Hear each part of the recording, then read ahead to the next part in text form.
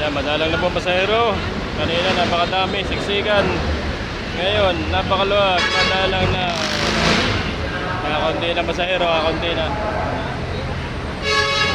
Paggabi na, kakakunti na. Kanina napakadami.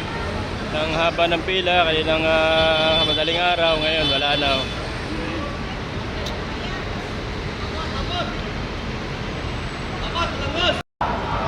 Ayan, dating-dating na lang ang mga pasahero ngayon. Wala na tagsaan.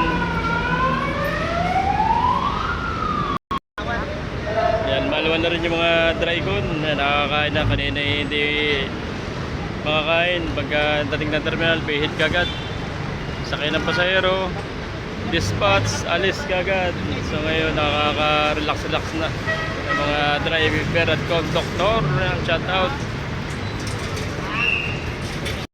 Yan, shoutout muna at magandang hapon kay Sir Carlino Oriana ng Ginobatan, Albay. Yan, mga taga Albay, Merry Christmas po sa inyong lahat. Yan yung ibang mga try ko na naka-round trip na.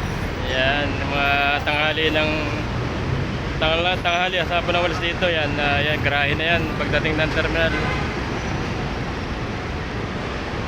Kakunti na, oh. Kahapon, kaninang madaling araw, ang dagsa talaga ng pasahero. Bali 48 hours ang pasahero dito sa Buendia. Talagang dinagsa ito sa mga pasahero pa uwi sa probinsya para magpasko. So ito mga pasaherong nadating ay mga pahabol na lang ito, yung mga nag-out sa kanilang trabaho ngayong hapon. Yan, oh. Marami pa rin naman,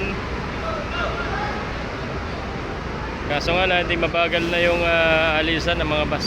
Hindi tulad kanina, talagang dagsa. Yan, meron pa rin po tayong biyahe Pabigol at saka Madait. Yan, Bisaya ay meron pa rin kanina yung 14:35. May nakalis pa isang Pabisaya kanina. So ang natitirang mga pasahero dito ay mga Pabigol, Madait, mga long haul. Ayan, dalawang bombas ay 1224.